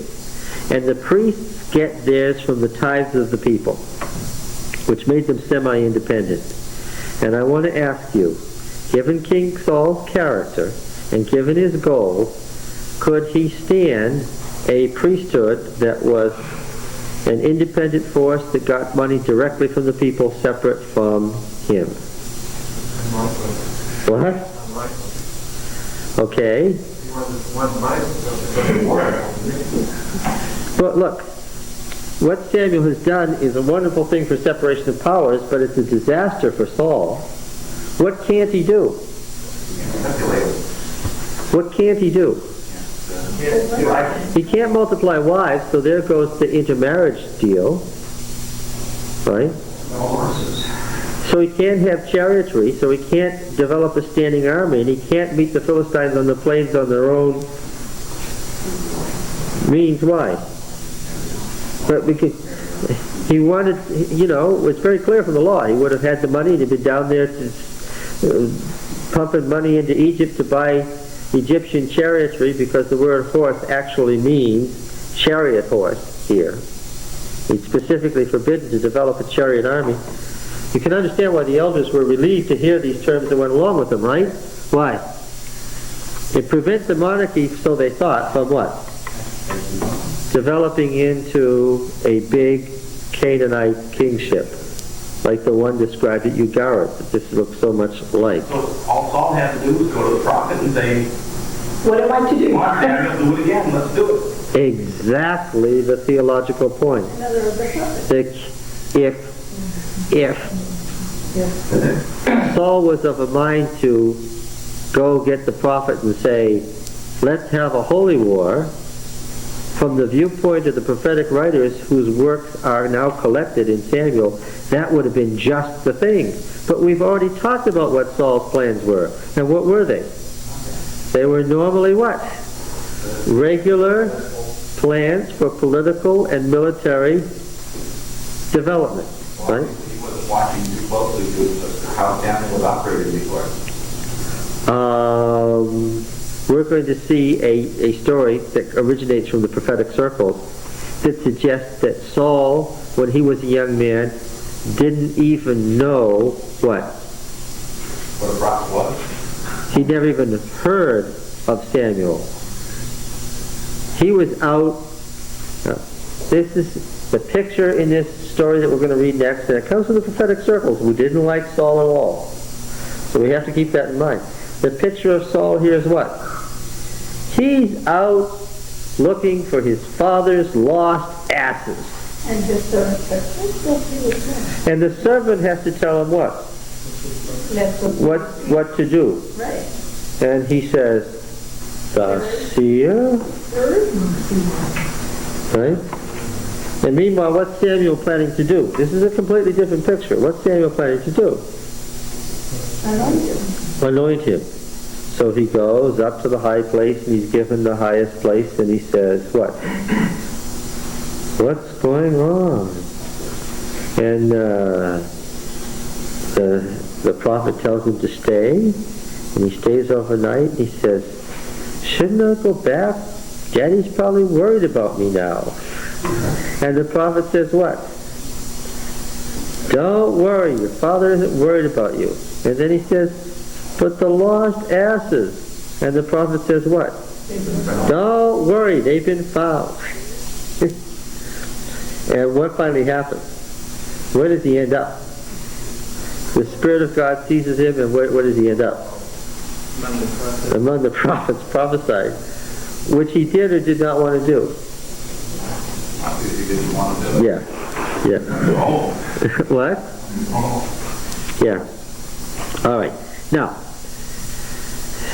Samuel told the people the rights and duties of kingship, the legal rights of kingship, and wrote them in a book and laid it up before Yahweh. Samuel sent the people away to his home.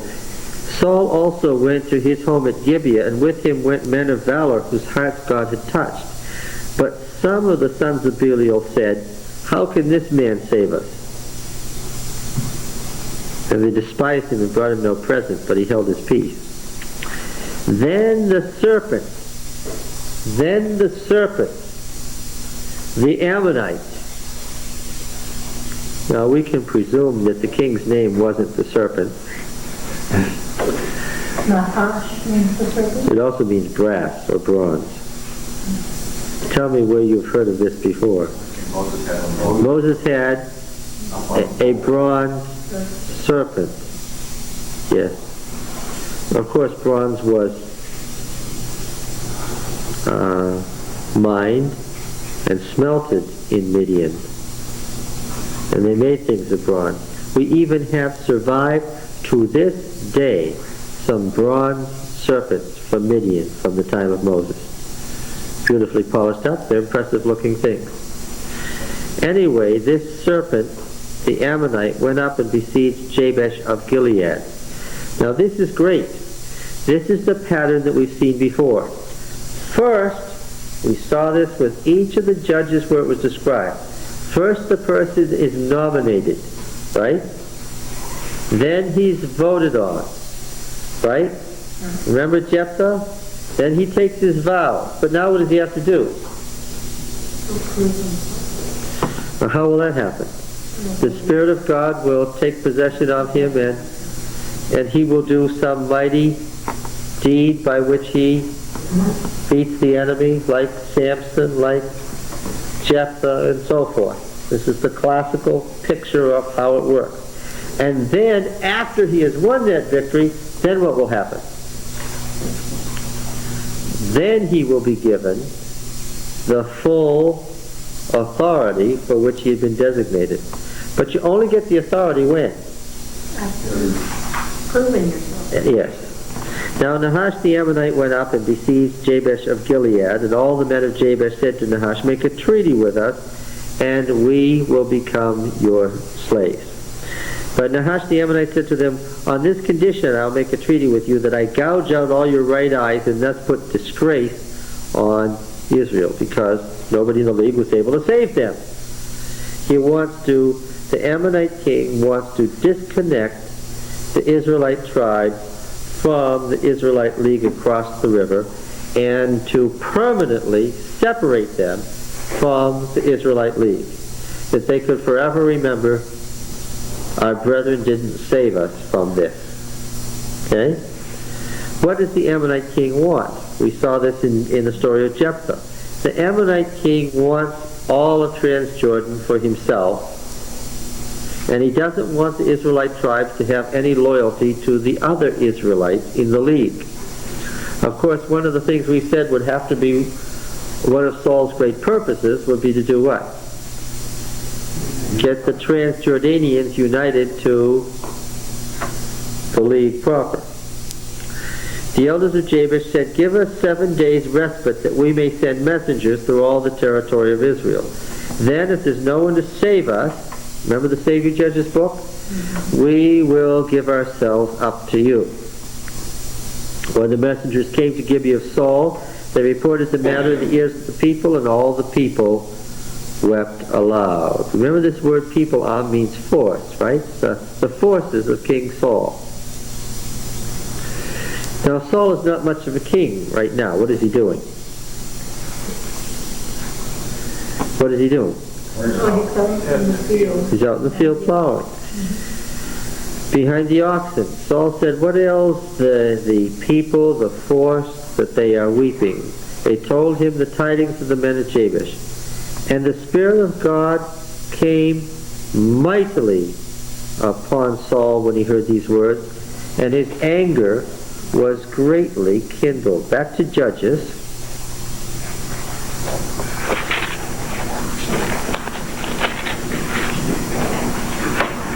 All right. The story of Samson, which was the one that immediately preceded Saul, we saw from 1 Samuel 1 that in the original book, the story of Samson immediately preceded the story of Saul. Have you got that? Do you remember? It was Samson who was to begin to deliver them from the Philistines, and Saul was to complete the job. Tell me you remember this. All right. Now, his father and mother, 14:4, did not know that it was from Yahweh, for he was seeking an occasion against the Philistines. At that time the Philistines had dominion over Israel. Samson went down to Timnah, and he came to the vineyards of Timnah. Behold, a young lion roared against him, and the Spirit of the Lord came mightily upon him. And he tore the lion asunder as one tears a kid. He had nothing in his hand, and he didn't tell his father or mother, what he had done. What pattern do you notice? The Lord comes upon him and does something wonderful, and he does some mighty act. All right. How does he, verse 19 of the same chapter. Verse 19, and the Spirit of Yahweh came mightily upon him, and he went down to Ashkelon and killed 30 men of that town, and took their gear and equipment for battle, and gave it to those who had told the riddle. Right? Every time the Spirit of the Lord comes, he kills something. Yes. 15 and verse 14. When he came to Lachish, the Philistines came shouting to meet him. And the Spirit of Yahweh came mightily on him, and the ropes which were on his arms became as flax, and his caught fire, and his bonds melted off his hands. He found a fresh jawbone, and he slew a whole contingent of men, and said, with the jawbone of an ass, heaps upon heaps, with the jawbone of an ass I have slain a whole contingent of men. That contingent is, what? 10 men.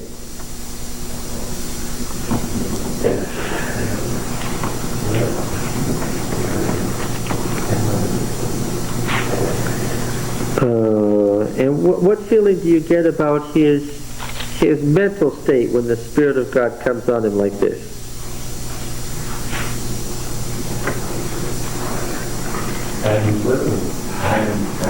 Huh? Yes. It's not a normal mental state, is it? I asked, what kind of a mental state does he appear to be in when these things happen?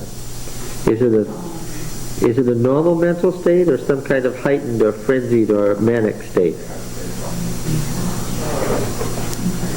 All right.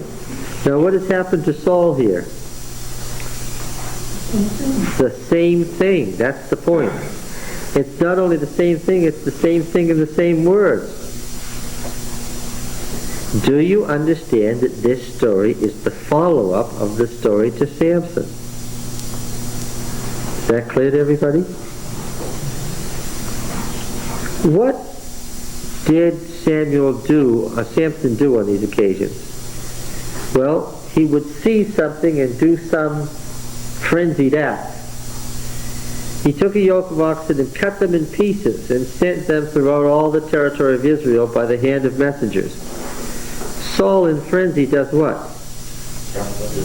Cut up a yoke, a pair of oxes. Now tell me about that. Yeah. Yeah. What? The ox is pretty tough, and there goes a tractor, right? Is this a little act or a big act? Yes. Big money, big animals, big frenzy. Almost scary. What would people have recognized in it? Right. The Spirit of the Lord has come mightily on him, yes.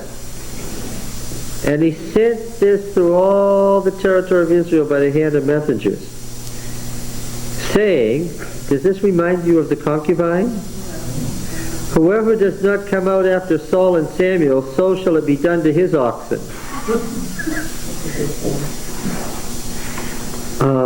There's the beginnings of something here. Yeah. This doesn't appear to be a suggestion, does it? Would you take that as a suggestion? Because if that's what was done to your oxen, you had an awful feeling about, then the dread of Yahweh fell on the people and they came out as one man. When he mustered them at Bezek, the men of Israel were 300 contingents. How's he doing? Pretty good. That's as good as Gideon did. Now get this, the next part is very significant. And the men of Judah were 30 contingents. Why is that significant? Huh? Well, they counted them separately. It's certainly a different league. But that they've been responsible. Get this and mark it well. This certainly isn't all the contingents of Judah, is it? No. Judah was as big as Israel. There could have been 300 contingents from Judah and there are 30. I note that Saul has not succeeded in his plan to get Judah behind him. I also note that this is the very first time that what? That Judah has fought with Israel. Get it? So while he is by no means at his desired goal, nevertheless what? He has, with 30 contingents, I would say that at his first attempt, King Saul has made what? Great inroads. And I'm going to ask again, where would these contingents have come from in Judah? From Samuel's two sons. What? From northern Judah. That is to say, we can hardly leave it hanging out there, what? From those under David's family. I said, if you understand what Saul is doing, you'll understand what happened next.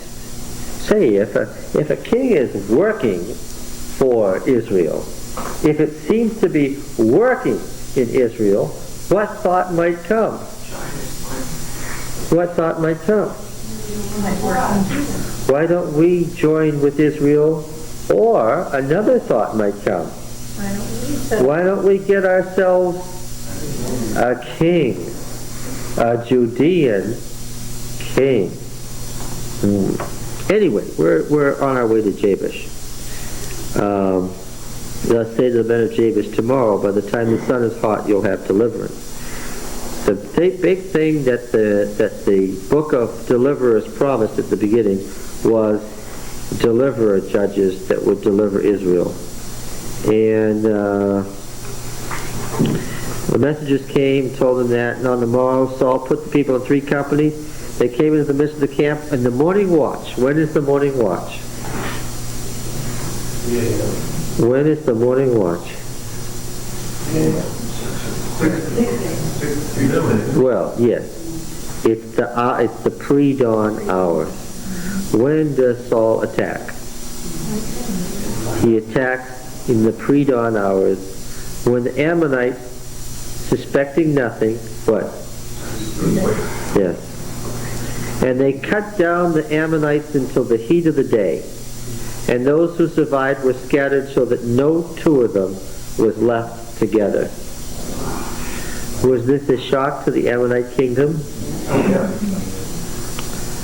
The people said to Samuel, who is it that said, shall Saul reign over us?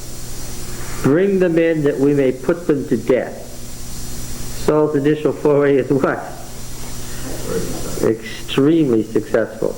Now, this is a wake-up call to the tyrants of the Philistines. Isn't it? Why? Yeah. Saul said, not a man shall be put to death this day, for today Yahweh has wrought deliverance in Israel.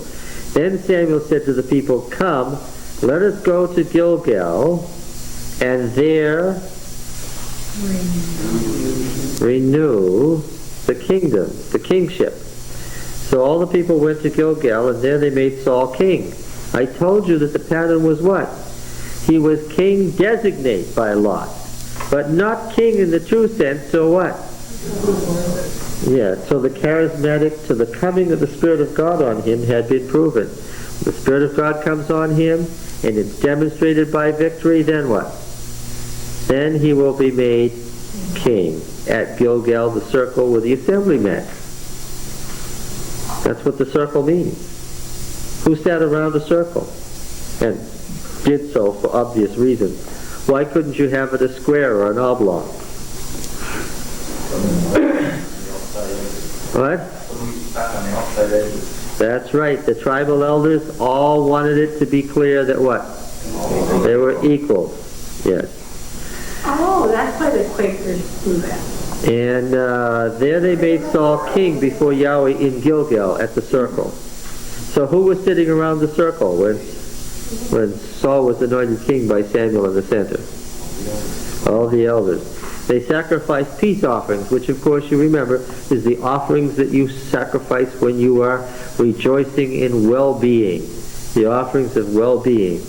And there Saul and all the men of Israel rejoiced greatly. So far, so good. You did it right, everything going good. Everything is going well. We're in for a shocker in the next chapter.